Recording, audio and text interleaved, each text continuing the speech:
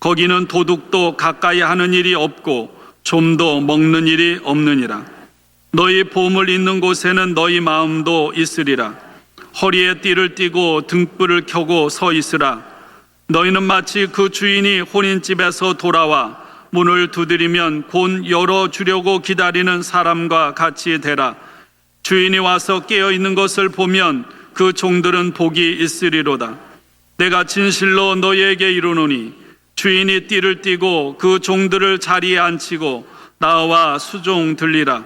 주인이 혹 2경에나 혹 3경에 이르러서도 종들이 그같이 하고 있는 것을 보면 그 종들은 복이 있으리로다. 너희도 아는 바니 집주인이 만일 도둑이 어느 때에 이를 줄 알았더라면 그 집을 뚫지 못하게 하였으리라. 그러므로 너희도 준비하고 있으라. 생각하지 않은 때에 인자가 오리라 하시니라. 아멘.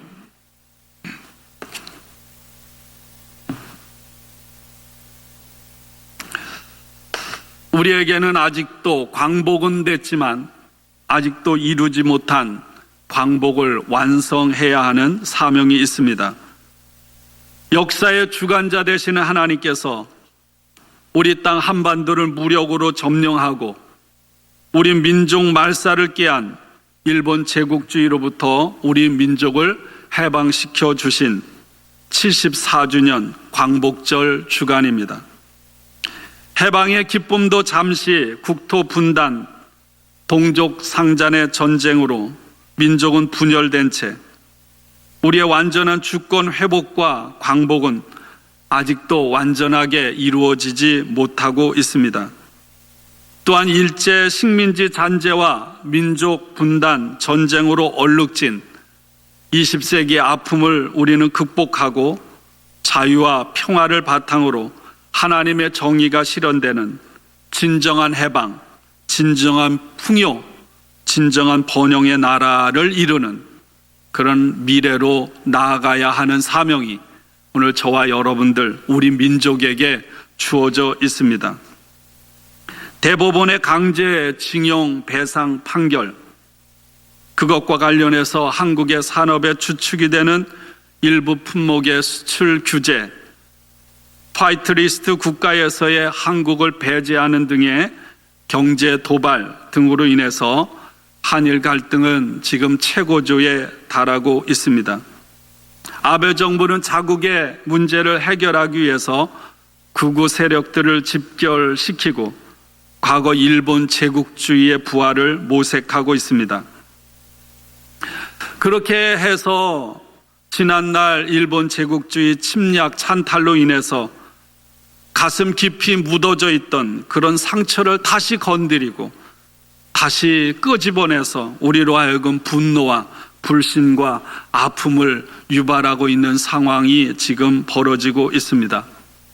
위기는 기회라고 하는 말처럼 이번 일을 통해서 아직도 청산되지 못한 일제 잔재를 청산하고 정통성을 세우는 시간이 되리라고 믿습니다.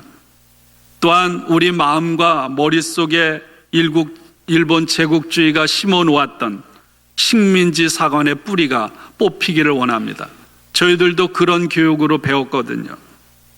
또한 전쟁 폐허 속에서도 국가의 재건을 위해서 일본에 절대 종속되었던 경제적인 산업 기반들이 일본을 벗어나는, 그래서 더 단단해지는 계기로 변화되리라고 생각합니다.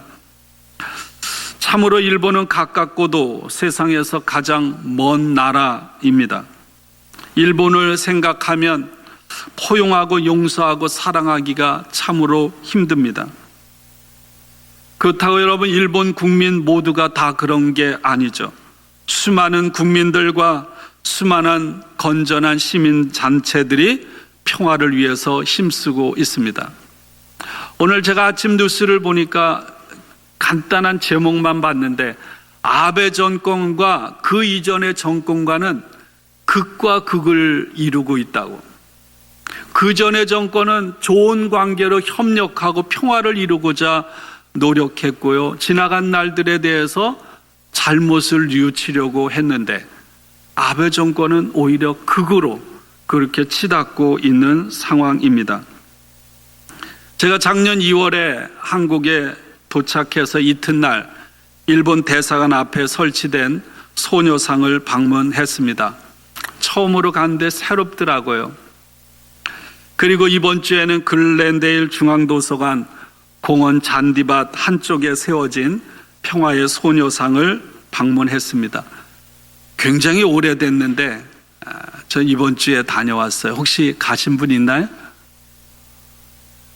한번 가볼만 하더라고요. 중앙도서관이 너무너무 잘 돼 있고요. 3시간 무료 파킹에 공원이 참 잘 꾸며져 있어요. 그곳을 방문하고 기도하고 그분들이 겪어야 했던 아픔을 함께 생각하고 묵상하는 시간을 가졌습니다. 근데 넓은 공원 한켠에 이렇게 세워진 그 상을 보면서 왜 이렇게 쓸쓸하고 허전한지 그런 마음을 가졌습니다. 오늘도 명백한 피해자들, 그들의 고통스럽고 한많은 기구한 인생을 아베 정권은 외면하고 지나간 날들을 부인하고 있습니다. 그날이 오면 조국의 독립을 위해서 국내는 물론 만주를 비롯한 해에서 끊임없이 투쟁을 해왔던 독립군들, 이름 없이 몸부림치며 항거했던 모든 분들의 마음속에 사무쳤던 열망일 것입니다. 성경에도 참 이 말이 많이 나와요. 그날이 오면. 얼마나 그날이 그립고 사무쳤겠습니까? 그리고 8.15 해방을 맞았습니다. 그러나 완전한 의미에서 아직도 해방은 오지 않았습니다. 그날은 언제 올까요? 우리 세상 기준으로 볼 때 완전한 평화, 그럼 그날은 불가능하지 않습니까? 그러나 성경은 말씀하죠. 하나님께서 임하시는 그날, 주님께서 다시 오시는 그날, 진정한 완전한 구원, 완전한 해방이 이루어질 것입니다. 바로 그것이 하나님 나라임을 믿습니다. 오늘 누가복음 12장, 제가 교회력을 따라서 지금 구약 2개, 신약 2개 중에 계속 누가복음의 말씀을 함께 나누고 있습니다. 누가복음 12장은 특별히 예수님을 믿고 하나님의 백성으로 살아가는 사람들의 삶이 어떠해야 하는지를 가르쳐 줍니다. 1절부터 12절까지는 이 땅에서 하나님의 백성 그리스도인으로 살아갈 때 직면하게 되는 수많은 외적인 위협들, 어떻게 그것을 이길 수 있을까? 믿음으로 이길 수 있다. 뒤 이어지는 말씀은 그리스도인으로 이 세상을 살아갈 때 먹고 마시는 일, 그것 때문에 매일 내적으로 염려하고 근심하고 걱정하는 그런 모습들을 믿음으로 이길 수 있다고 가르치고 있습니다. 예수님께서 자신의 사명을 나타내기 위해서 가장 즐겨 사용하신 표현이 하나님 나라입니다. 세례 요한도 그렇고요. 예수님께서 회개하라 천국이, 회개하라 하나님 나라가 가까이 왔다. 그리고 누가복음 4장에 보면 하나님 나라를 선포함으로 당신의 공생의 사역을 시작했습니다. 그리고 제자들에게도, 그리고 예수님을 따르는 사람들에게도 그 길을 걸어가라고 말씀을 하셨습니다. 하나님 나라, 우리 성경에는 천국, 하나님 나라는 과연 무엇입니까? 우리가 생각하는 개념들이 나름대로 있잖아요. 하나님 나라는 어디일까? 공중 어딘가에 있는 천당과 같은 곳? 아니면 우리가 죽고 나서 영원히 사는 곳? 그런 곳일까요? 성경에 말하는 천년 왕국, 완벽한 세상, 잃어버렸던 낙원, 그것이 하나님 나라일까? 성경은 그렇게 얘기하지 않습니다. 예수님께서 말씀하시는 하나님 나라는 뭘까요? 예수님께서는 제자들을 비롯한 사람들을 부르셨습니다. 그들이 대단한 사람이 아니에요. 세상에서 보잘것없는 사람들을 불러서 그들로 하여금 하나님께서 이루시는 세상의 중심이 되게 했습니다. 그리고 그 사람들로 하여금 마음과 뜻과 힘을 다해서 하나님을 사랑하고 이웃을 내 몸과 같이 사랑하는 삶을 살아가도록 하셨습니다. 이것이 예수님께서 이 땅에 오셔서 하신 일입니다. 하나님을 사랑하고 이웃을 내 몸과 같이 사랑하라는 말씀에 순종해서 그 말씀을 살아갈 때 여러분, 그 사람의 삶이 변화되고 그 사람을 만나는 사람의 삶이 변화되고 그 사람이 거한 공동체가 변화된다는 거예요.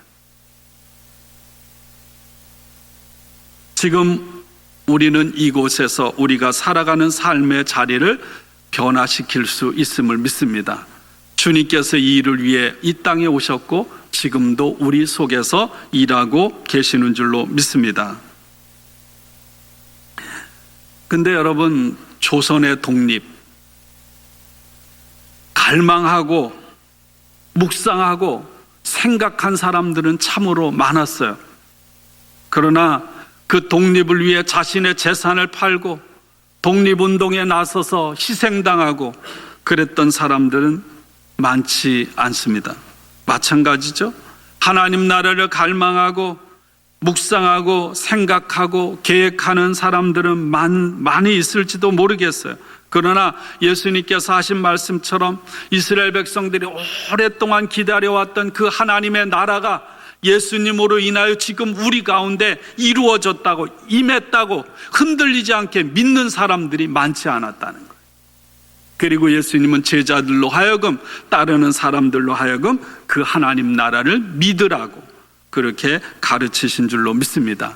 예수님께서 이렇게 말해요. 하나님 나라는 볼 수 있게 임하는 것이 아니다. 왜냐하면 하나님 나라는 바로 지금 이곳 너희 가운데 있기 때문이다. 오늘 우리가 찬양을 드렸잖아요. 하나님 나라는 어디 있다고요? 너희 안에 있다. 우리가 살아가는 바로 이 자리, 지금 이곳에 우리 가운데 하나님 나라가 있다는 고백입니다. 제자들은 매일매일 살아가는 삶의 한 가운데서 매일매일을 애쓰고 힘들어야 되는 그 살아가는 삶의 바로 그 자리, 그 순간 그곳에서 하나님 나라의 삶을 살아가는 사람들이 제자요, 하나님의 사람이요 그리스도인인 줄로 믿습니다. 요즘에 새벽에 빌립보서 말씀을 함께 묵상합니다. 빌립보서는 어떤 편지입니까? 기쁨의 편지죠. 바울이 로마 감옥에 갇혀서 언제 죽을지 앞일을 알 수 없는 그런 상황 가운데서 자기가 세웠던 빌립보 교회 교인들, 빌립보 교회 소식을 듣고 그들을 사랑하면서 그들에게 쓴 편지입니다. 내가 이곳 이 감옥에서도 기뻐하는 것처럼 예수 그리스도 안에서 주님으로 인하여 모든 어떤 형편에 처해도 하나님께서 합력하여 선을 이루게 하시는 신실한 하나님이시라는 사실을 내가 신뢰하기에 나는 이곳에서 자족함을 배우고 기뻐하니 여러분들도 기뻐하십시오. 여러분, 이것이 바로 하나님 나라 백성의 삶의 모습이요 그리스도인의 모습인 줄로 믿습니다. 진정한 그리스도인, 참된 영성을 가진 사람들의 삶은 그런 거예요. 지금 내가 살아가고 있는 이 내가 발 딛고 선 그곳에서 하나님 나라의 가치, 예수님의 가르침을 실천하며 살아가는 사람들입니다. 마태복음 13장은요 천국 하나님 나라에 대한 대표적인 말씀입니다. 그 13장 33절에 이렇게 말씀합니다. 또 비유로 말씀하시되 천국은 마치 여자가 가루 서말 속에 갖다 넣어 전부 부풀게 한 누룩과 같으니라. 여러분, 누룩이 뭔지 알죠? 이스트.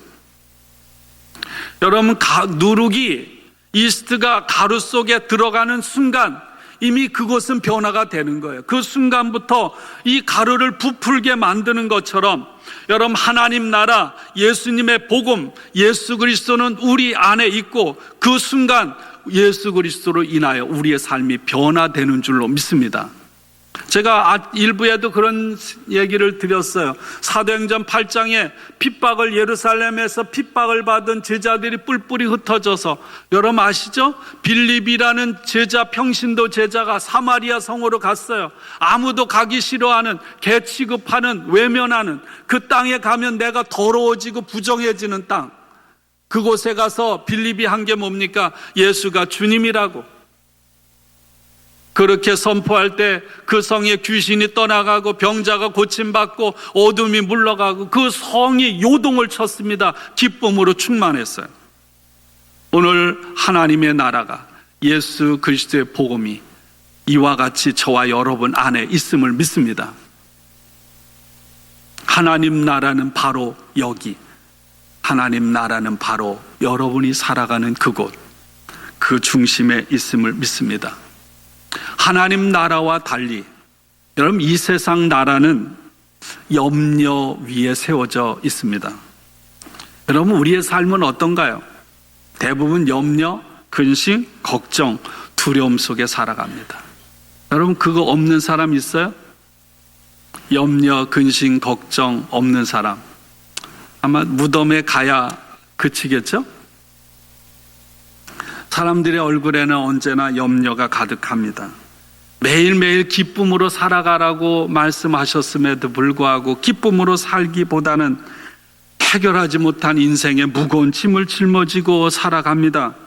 그래서 항상 피곤합니다. 불안합니다. 여러분, 세상은요, 만족을 줄 수가 없어요. 사람들에게 만족을 주지 못합니다.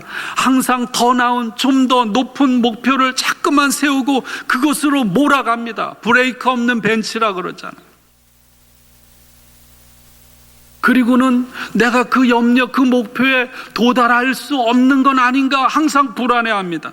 도달하면 끝나나요? 또 다른 목표를 세워요. 또 도달하면 또 다른 목표를 세워요. 그런데 도달하지 못하면 어떤가요? 다른 사람과 비교해, 다른 사람은 도달을 하는데 도달하지 못하면 실패와 좌절감을 느끼고 나는 실패자라고 생각합니다.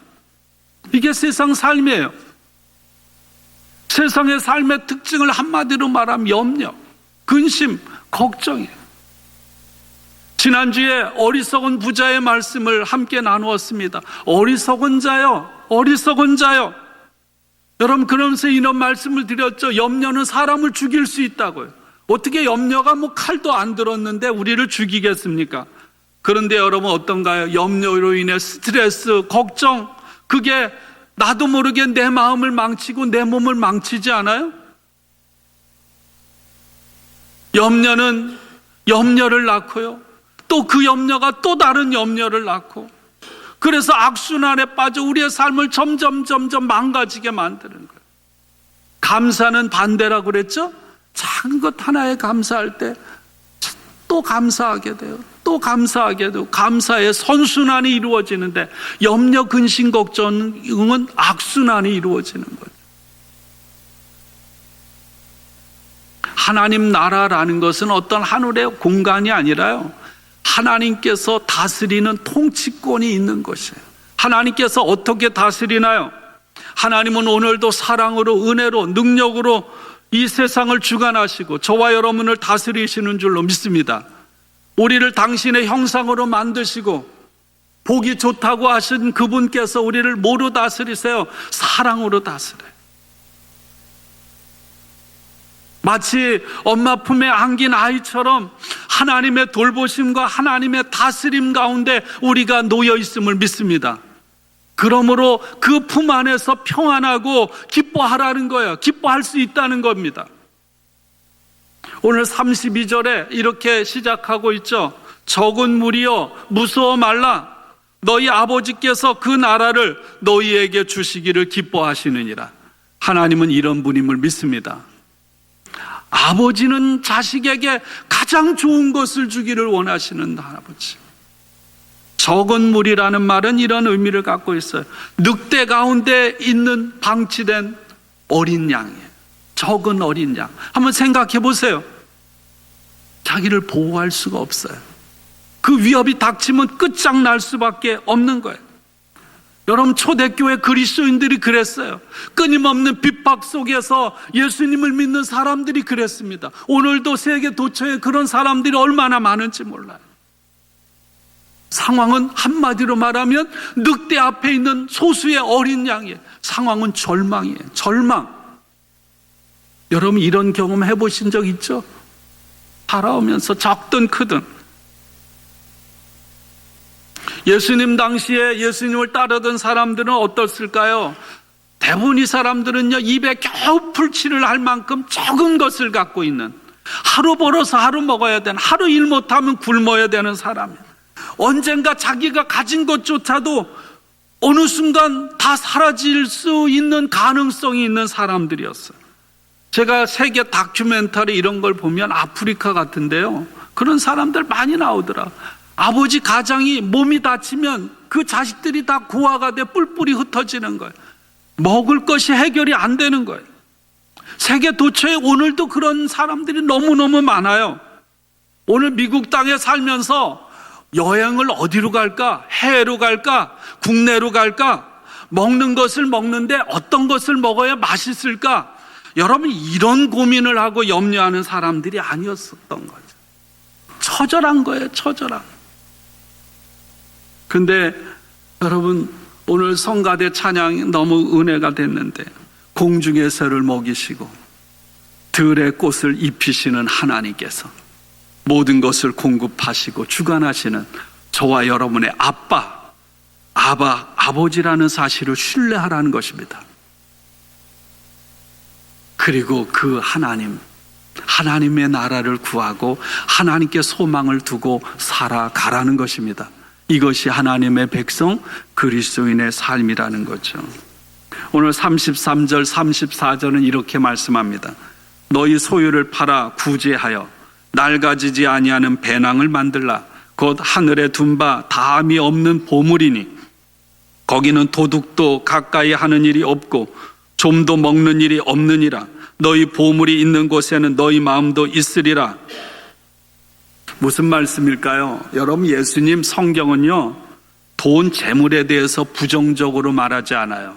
성경은 재물에 대해서 가치 중립을 지키고 있습니다. 단지 재물을 어떻게 사용하느냐에 대해서 말씀하고 있습니다. 예수님을 따르는 제자들, 그리스도인들은 다 자신의 재산을 가져서는 안 된다, 다 없애야 된다. 여러분, 이런 말이 아니에요. 사도행전 2장, 3장, 4장 초대교회 공동체를 봅니다. 그곳에 모여있는 사람들은 다 자기 집에서 그리고 자기 나름대로의 재산을 많든 적든 소유하고 있었습니다. 성경의 하나님은 어떤 분입니까? 저와 여러분을 복 주시기를 원하시는 하나님이심을 믿습니다. 하나님은 복을 주세요. 아브라함, 이삭, 야곱, 야베스.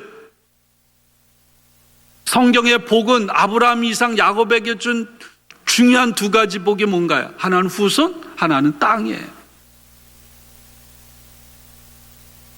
근데 왜 오늘 이런 말씀, 아주 우리가 볼 때 거슬리는 말씀을 하셨을까요? 여러분, 13절 말씀입니다. 13절.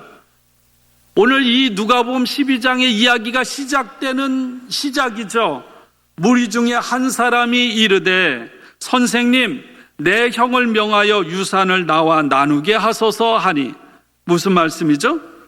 한 사람이 예수님에게 찾아온 거죠. 지난번에 함께 나눴듯이 형과 아버지로부터 재산을 분배받는데 마음에 안 들어서 다툰 거예요.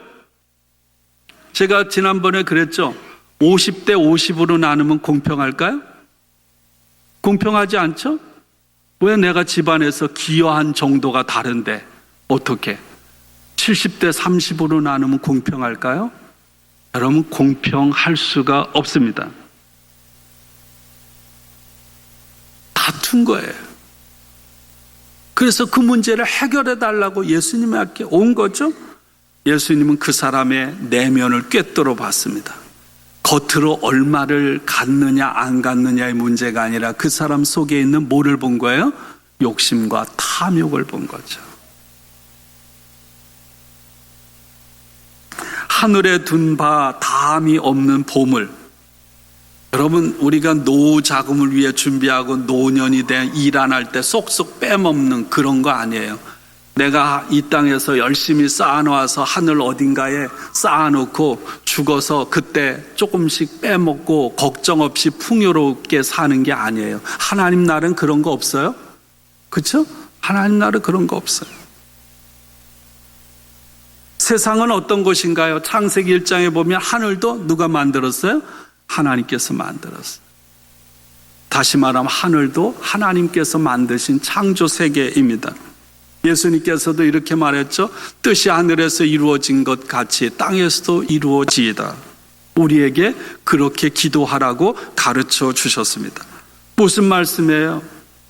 하늘이 우리가 살아가는 삶의 자리에 임해서 우리의 삶을 가득 채우게 된다는 거예요. 종말에 대해서 성경은 얘기하죠. 언젠가 주님이 오시는 그날, 우주적인 종말이 있어요. 아니면 내가 죽어서 하나님 앞에 서는 개인적인 종말이 있습니다. 그러나 또한 종말은 어디에 있을까요? 이미 오늘 이 자리가 종말인 거죠. 오늘 이 자리, 바로 오늘 이 순간이 살아계신 하나님 앞에서의 마지막을 살아가는 삶인 거죠.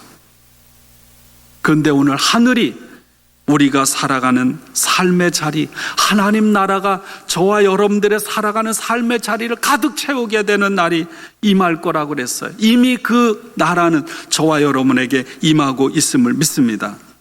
오늘 이 자리에서 하나님의 나라를 살아가는 삶이 무엇일까? 예수님은 분명히 말씀하셨어요. 마음을 다하고 힘을 다하고 뜻을 다해서 하나님을 사랑하라. 또 그렇게 이웃을 내 몸과 같이 사랑하라.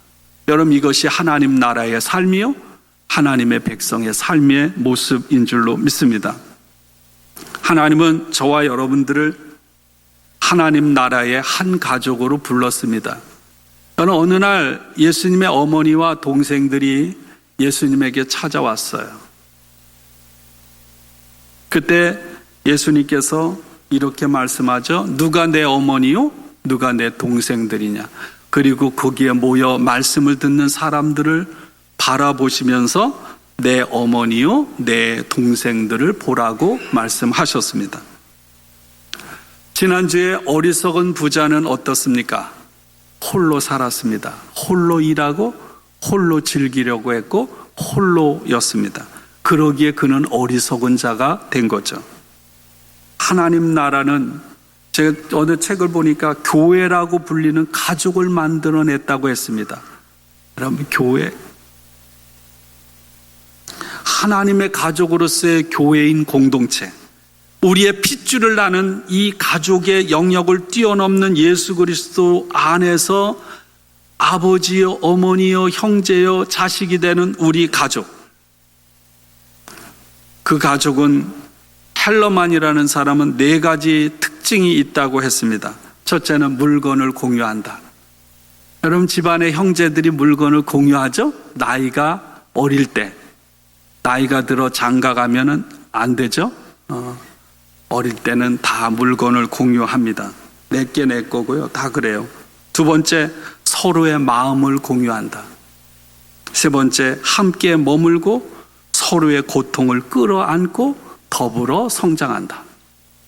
네 번째, 가족은 나, 아내, 자녀들 이상의 그 무엇이다. 그 혈연을 넘어서는 거라는 거죠. 이 공동체를 이룬, 이 만나교회라는 이곳의 공동체를 이루는 저와 여러분들이 서로가 이곳에서 공유하고 마음을 공유하고 함께 머물고 함께 고통을 끌어안고 함께 웃고 함께 우는 가운데 하나님의 나라의 삶을 오늘도 이루어가고 있는 줄로 믿습니다. 함께 식탁에 둘러앉아서 먹고 마시고 교제하는 가운데 우리는 서로 배우는 거죠. 하나님의 살아계심과 사랑을 경험합니다. 용서를 배웁니다. 혹여나 우리 가운데 고통 가운데 있는 사람, 혹여나 재정적으로 어려운 사람들이 있다면 우리의 삶을 다는 아니어도 일부를 나누어 줌으로 그 사람의 무거운 짐을 덜어주고 해결해 주는 일에 힘을 씁니다. 여러분, 이것이 교회임을 믿습니다. 그리고 우리가 이루어 드려야 할 교회의 모습이에요. 그럼 갈라디아서 6장 10절에서 이렇게 사도 바울이 말했습니다.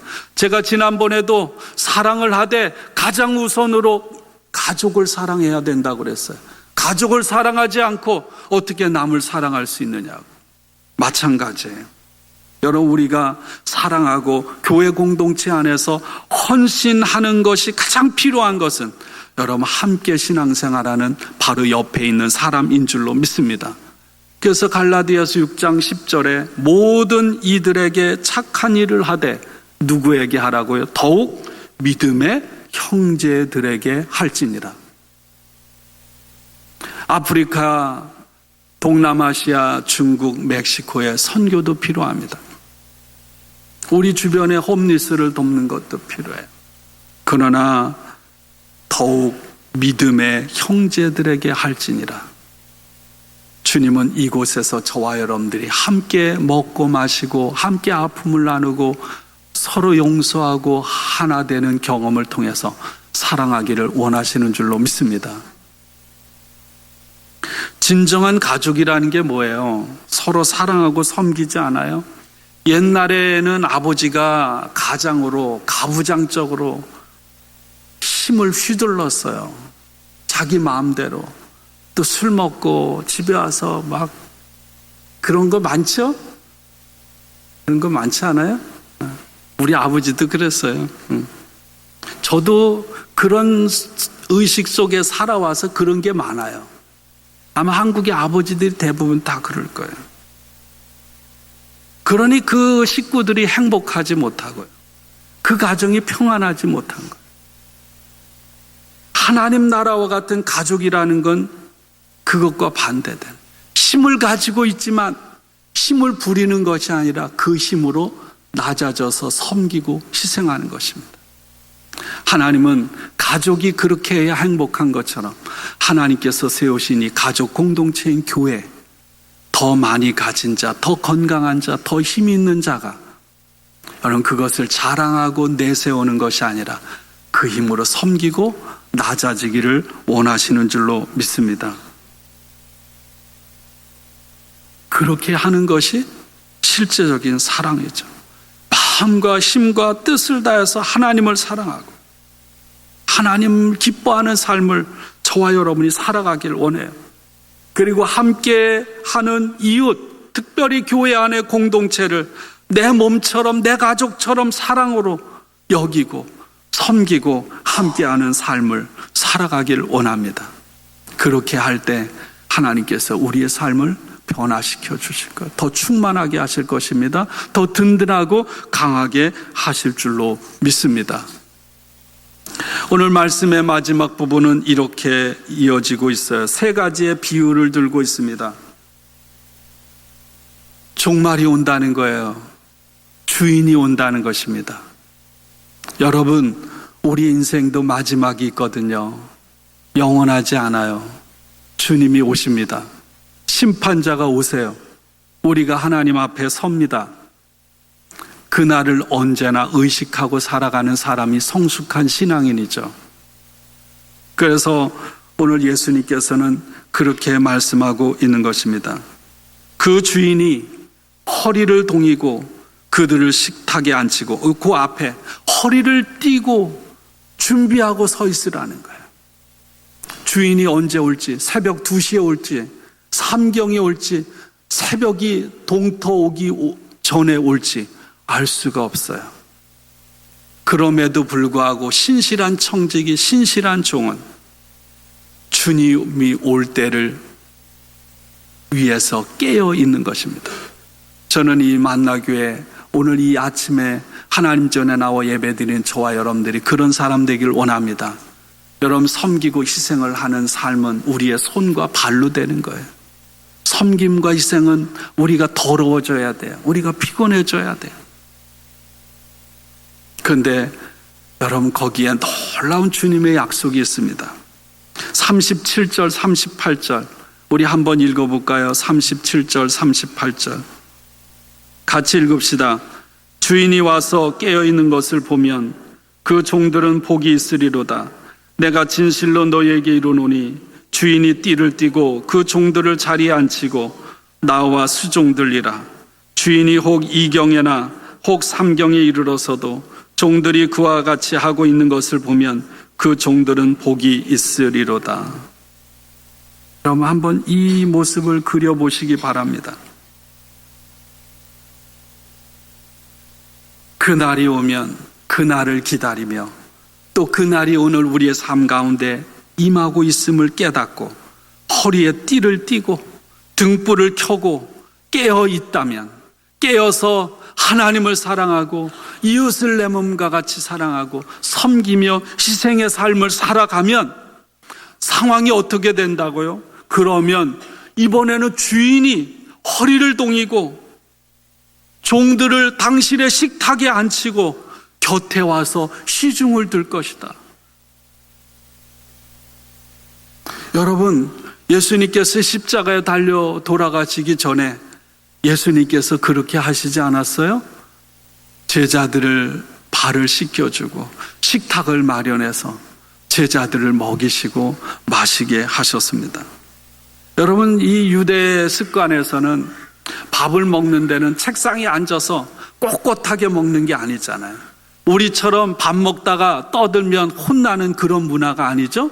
어떻게 하나요? 거의 반쯤 들어 누워서. 예수님의 사랑하는 제자는 어떻게 하고 있어요? 예수님에게 거의 기대서, 애가 엄마 품에, 우리 우진이가 늘 엄마 품에 퍽 안겨서 그냥 있는데 그게 완전히 기대가지고, 그래서 주님께서 베풀어 주시는 축복의 상을 앞에 두고 지금 주님이 서빙을 해주시는 거예요. 주님이 대접을 해주시는 이 축복을 여러분 늘 그리시고 그 복의 주인공들이 되시기를 축원합니다.